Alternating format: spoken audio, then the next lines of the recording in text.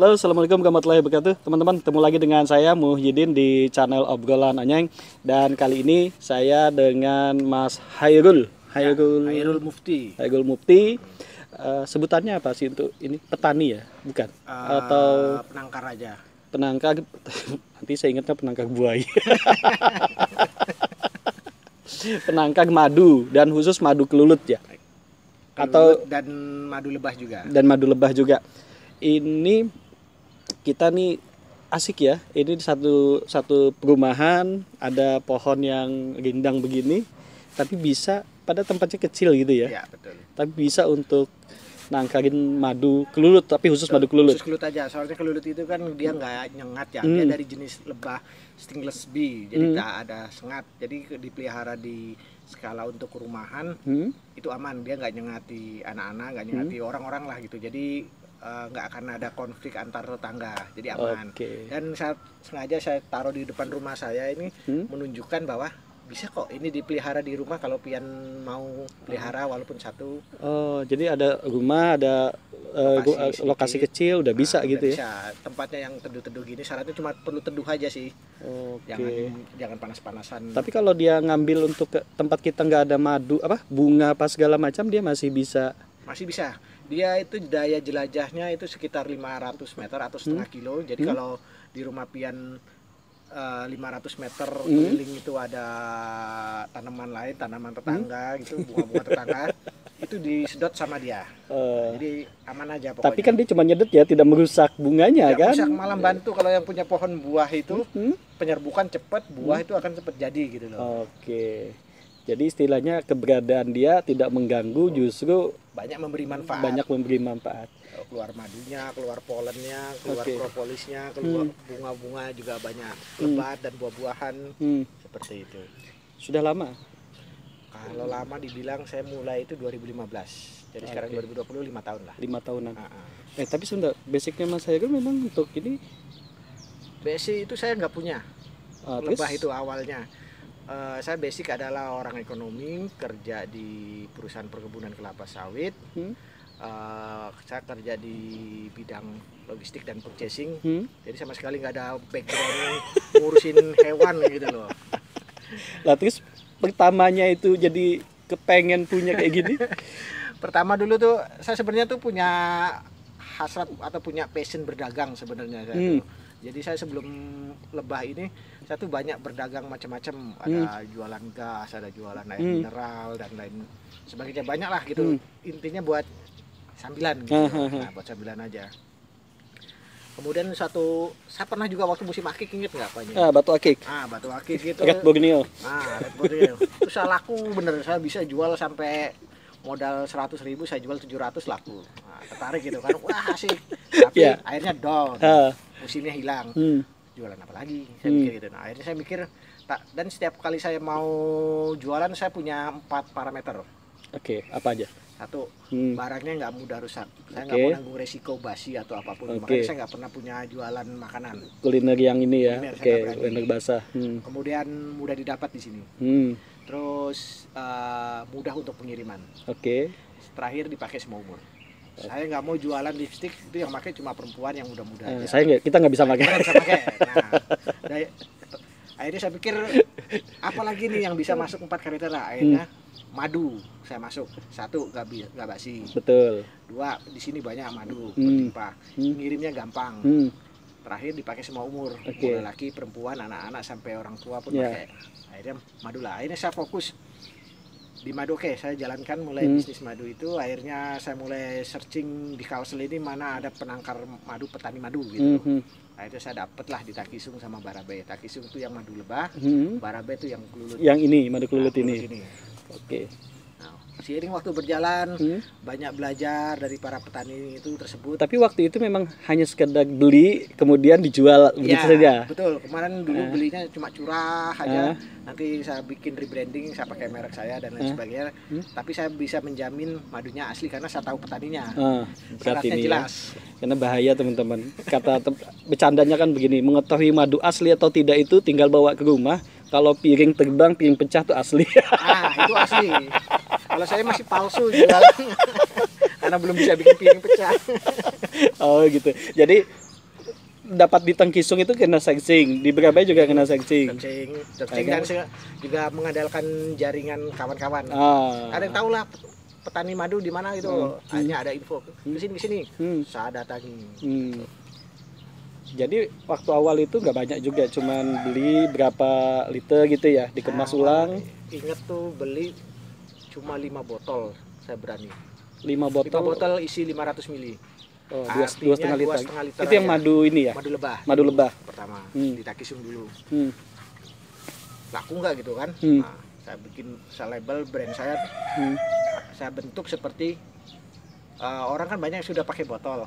Saya mau tampilan lain, nggak mau kalau botol itu udah terlalu mainstream gitu loh. Nah, saya bikin pakai kantung plastik. Kantung plastik saya masukin madu, tapi saya taruh ke wadah kayak Tupperware gitu loh. Nah, jadi benefitnya itu beli madu dapat kotak kayak Tupperware. Cuma madunya saya taruh di plastik. Ya. Nah, karena saya taruh di plastik, bentuknya akhirnya seperti bantal. Itulah kenapa awal mula orang nyebutnya madu bantal. Oh, beli di mana? Itu beli madu bantal.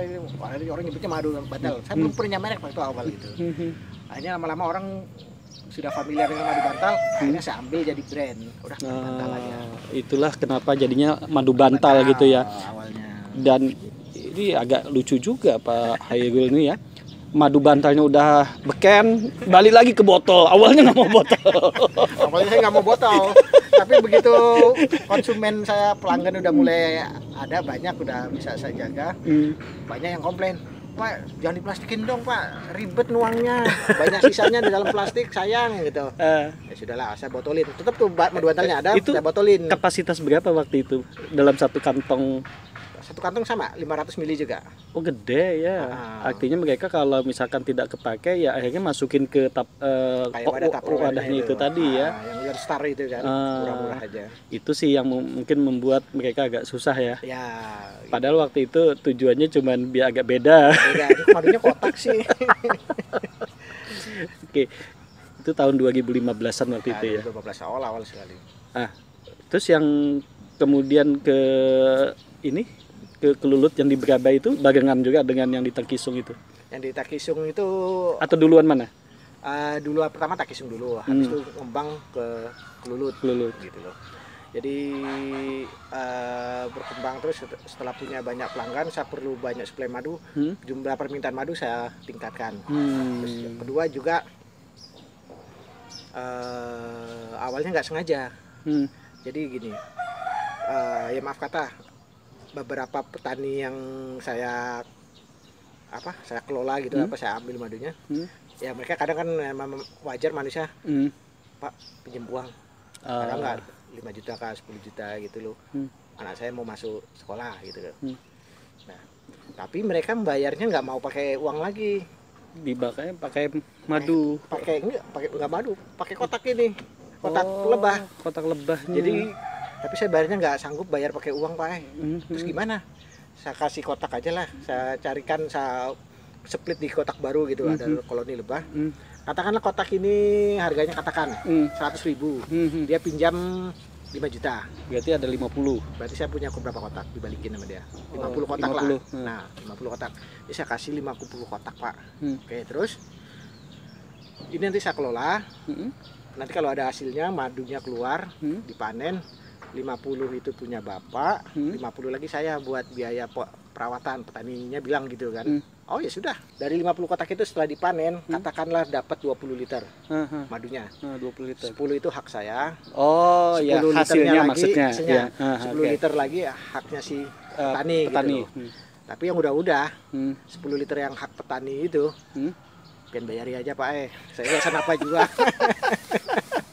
Udah, harganya kan kita udah punya harga madu itu dari awal kita mulai bisnis itu kan. Ya udah nih Pak madunya. Nah, udah. Saya dapat 20 liter dengan bayar 10 liter. Oke. Gitu. Akhirnya keterusan. Pak mau nambah lagi nggak kotaknya? Ya, ntar kalau ada duit tambahin lah. Jadi sekarang punya berapa kotak kalau yang di sana? Investasi di atas 100 ada lah. Investasi diam-diam. Bukan investasi nggak sengaja. Yang investasi nggak sengaja. Awalnya nggak sengaja, akhirnya jadi sudahlah. Oke. Jadi kalau ini memang kalau pohon-pohon begini jatuhnya ya dimatikan jadinya ya kalau dibikin begini ya. Nah, itu dia. Jadi ada apa? Dan nggak semua pohon jadi emang harus dipilihi. Ada juga yang bilang yang nangkar madu kelulut itu ngerusak hutan gitu karena pohon ditebang gitu loh. Nah, di kami juga udah ada kebijakan ketika dapat satu sarang kayak begini, Anda harus menanam minimal satu pohon lagi yang harus baru. diganti. Harus diganti atau 5 tanam lagi gitu loh buat menggantinya. Nggak boleh cuman jarah pohonnya aja. Itu di komunitas sudah ada kesepakatan gitu. Oke, kita balik lagi. Jadi setelah mulai ini otomatis tapi kan ini kan untuk edar apa segala macam mau tidak mau sampean berarti harus mempelajari dong. Artinya izin apa segala macam, kemudian pengolahannya apa segala macam. Ya. Pengolahannya terkait dengan izin aspek legalitas itu udah saya penuhi juga. Pertama saya punya izin IUMK, izin usaha mikro dan kecil. Itu dikeluarkan oleh Pemko Banjarbaru yang dikeluarkan di tingkat kecamatan. Nah, saya udah punya nomor IUMK. Kemudian yang kedua dari Dinas Kesehatan untuk mendapatkan nomor PRT. PRT-nya. PRT itu juga sudah dapat dan itu semua masih berlaku. Kembali ke produknya. Jadi sekarang setelah tapi yang bantalnya justru sekarang sudah nggak lagi. Balik ke botol semua. Dulu waktu awal peralihan bantal ada, botol ada. Gitu loh. Sekarang sudah saya sandingkan gitu kan. Mau pilih yang mana? Orang pada milih botol semua. Bantal nggak ada, akhirnya bantal nggak ada yang ngambil, akhirnya saya matikan sekalian. Jadi produknya ada madu lebah, madu kelulut, bipolen. Bipolen itu yang tadi ada warna agak kuning itu ya, Sam. Betul. Yang ini dalam bentuk yang sudah dikeringkan. Harganya jauh atau sama? Kalau harga sebenarnya lebih mahal yang ini. Bipolen ini. Bipolen yang sudah kering ini seperti ini. Sudah kering, udah jadi bubuk. Bubuknya itu udah seperti tepung jadinya. Jadi ini pun belum selesai 100% ketika sudah dikeringkan. Dia baru bentuknya seperti granul begini kan. Biji-biji begini. Biji-biji kan. Nah, itu nanti kalau udah kering sekali, masukin blender, putar sampai jadi kayak tepung, baru bisa dikirim. Oh, ini udah jadi tepung ini ya? Nah, itu udah pesanan orang Korea. Jadi yang kalau bipolen justru banyak orang luar ya? Orang luar. Kita bukan Indonesia yang. Jadi nggak tahu kenapa lebih banyak orang luar bipolen. Keperluannya apa sih kalau bipolen selain memang untuk dikonsumsi? Bisa untuk masker kalau untuk perempuan itu. Masker wajah ya. Dan bipolen itu kalau paling browsing di Google ataupun di jurnal-jurnal ilmiah, bipolen itu apa sih? Pertanyaannya. Bipolen itu ternyata adalah nutrisi yang paling lengkap, paling sempurna di dunia. Itu kata jurnal ilmiah, bukan kata saya. Saya pun baca-baca juga. Jadi di situ vitamin ada, kalsium ada dan lain sebagainya tuh ada. Jadi akan sangat bagus buat anak-anak atau buat orang yang masa penyembuhan atau orang tua tuh bagus. Tapi rasanya asam banget. Nggak juga ya, tergantung ya. Ngelihatnya ada binian yang bungas, manis, nah, itu. Jadi nanti nggak kepikiran lagi asemnya.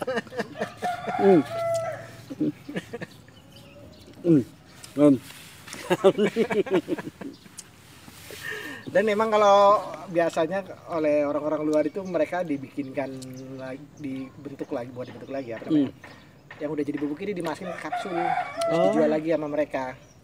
Gitu. Nah, kalau pakai kapsul kan minumnya enak tuh. Iya, langsung. Tinggal kasih air, telan dah. Kalau dimakan mentah kayak gini ya nggak semua orang suka. Asam, belum bau khas polennya itu. Ada yang orang nggak suka. Udah cium belum baunya? Ya, baunya ada khas banget. Khas polen gitu loh. Ada beberapa orang yang nggak suka baunya, makanya lebih banyak dikapsulin sama mereka. Jadi kadang-kadang nggak lucu juga ya. Orang luar dibeli, nanti balik lagi sini dalam bentuk kapsul. Jadi percuma beli polen sama orang tua itu dari sini juga. Oke. Jadi kenapa jadi ada ukuran 100, 250, 500? Ya. Ukuran 100 itu biasanya orang nyoba. Orang nyoba. Terus kalau nggak orang nyoba, orang mau buat oleh-oleh. Tuh mereka beli misalnya perlu banyak, ya tapi nggak bisa yang gede-gede kemahalan, dia 100. Banyak yang kayak begitu. Tapi kalau sudah tahu, baru gede-gede. Mereka biasanya naik ke yang tanggung atau yang besar sekalian. Oke. Dan 100 itu saya laku juga selama pandemi ini. Saya bersyukur banyak pesanan dari instansi untuk suplemen buat karyawannya. Jadi saya udah suplai ke Dinas Pajak, ke Bank BNI buat karyawannya. Diwajibkan untuk minum madu? Bukan diwajibkan. Jadi perusahaannya itu emang ngasih ada vitamin, ada madu, apalagi lah masker tiap bulan atau tiap berapa kali gitu. Semua karyawan dikasih gratis gitu dari perusahaan. Oke. Nah, si purchasingnya atau logistiknya perusahaan-perusahaan itu nyari madu, akhirnya dapat saya suruh nyuplai. Tapi biasanya yang di order itu yang kecil gini. Itu buat perusahaan-perusahaan biasanya. Oke. Nah, ini ada ya. Kalau ini madu apa namanya? Lebah. Madu lebah, warnanya lebih apa? Begini. Ya kalau yang gelap ini ada campuran sih. Ya, ini kelulut. Madu kelulut sama polen. Tapi kalau yang kelulut murni ini ya? Ya, itu kelulut murni. Agak hitam. Sepengalamannya Mas Hairul gitu loh. Kalau untuk orang yang pilihannya, misalnya kayak saya nih, saya belum begitu tahu dengan khasiat madu secara inilah. Kalau untuk awal-awal yang mana? Madunya lebah dulu atau madu kelulut? Pertama, madu itu khasiatnya kan sesuai yang tercantum di Quran, di surah Quran An-Nahl ayat 69 bahwa madu itu adalah obat segala penyakit gitu. Semua madu, mau lebah, mau madu kelulut, mau madu yang pahit pun ada. Itu semua menyembuhkan penyakit. Bedanya di mana? Bedanya tuh di tingkat kekuatannya aja lagi. Jadi saya analogikan gini. Misalnya Pak Onya yang punya luka baret, luka ini di tangan, itu kalau dioles pakai madu lebah itu kering seminggu. Tapi kalau pakai kelulut, dioles pakai kelulut itu kering insya Allah 3 sampai 4 hari. Lebih cepat. Nah, kekuatannya itu maksudnya begitu. Kekuatan daya penyembuhannya. Tapi dua-duanya fungsinya tetap nyembuhin. Oke. Tapi kalau saya nyoba ya sekilas, kalau kelulut mungkin lebih asam ya. Lebih asam. Makanya mungkin kalau orang yang soal waktu tadi ya. Kalau mau cepat memang cuman konsekuensinya agak harus tahan asamnya. Tapi betul ya. Ketika saya mulai mengkonsumsi madu, Mas, makannya lebih kuat ya. Itu dia. Karena begitu, ini kita ngomong madu asli ya. Madu asli itu berfungsi salah satu meregenerasi sel-sel dalam tubuh yang sudah rusak atau yang sudah tua gitu, menjadi cepat tergantikan dengan yang baru. Ketika terjadi pergantian sel-sel yang baru, itu metabolisme tubuh itu semakin baik, semakin bagus di tubuh kita. Karena metabolisme baik, maka tubuh itu perlu asupan lagi nutrisi yang paling banyak. Efeknya itu ya makan. Nah, itu dia secara ilmiahnya begitu penjelasannya. Kenapa jadi pengen makan? Menarik ya. Jadi memang Mas Hairul ini mempelajari betul gitu ya, fokus madu gitu ya. Walaupun ngakunya orang ekonomi, tapi ya mempelajari betul mengenai madu. Oke, Mas Hairul, terakhir, Mas Hairul masih yakin ya untuk pengembangan madu di Kalimantan Selatan ini agaknya masih lebih baik ya? Itu tadi karena mungkin 4 hal tadi sudah masuk semua. Ya, jadi itu pengembangan kedepannya memang bagus. Madu itu satu, selama manusia itu masih hidup dia pasti perlu madu. Nah, jadi itu long lasting bisnis sebenarnya kalau mau dipikir secara bisnis. Cuma tantangan kita itu semuanya adalah pasar. Balik lagi ke pasar. Mungkin semua orang tuh bisa mengelola madu, miara madu, menghasilkan madu dan semuanya. Tapi kalau nggak bisa buangnya, kalau nggak ada yang nyerap itunya, sia-sia. Gitu. Nah, jadi lebih banyak lagi ditingkatkan ke segi pemasarannya. Pemasarannya. Kalau ada bantuan dari pemerintah untuk meningkatkan pemasaran itu saya sangat suka. Selama ini saya pemasaran emang mengandalkan jaringan pertemanan, komunitas dan rekan bisnis saya selama bekerja ini. Itu aja yang saya pakai, saya andalkan gitu. Tapi ada di ini online ada juga kan ya? Online ada, Tokopedia, Bukalapak, kalau mau dicek tinggal cek Madu Bantal. Madu Bantal ada. Oke, Mas Hairul, makasih banget. Oke. Pagi-pagi obrolannya masalah madu dan lain-lain. Oke ya teman-teman, demikian obrolan kami. Ketemu lagi dengan saya di video berikutnya. Mudah-mudahan bermanfaat. Mas Hairul, terima kasih atas waktunya dan ilmunya. Saya akhirnya banyak tahu lagi mengenai madu. Jangan lupa untuk subscribe, like, dan berikan komen yang positif. Terima kasih. Assalamualaikum warahmatullahi wabarakatuh.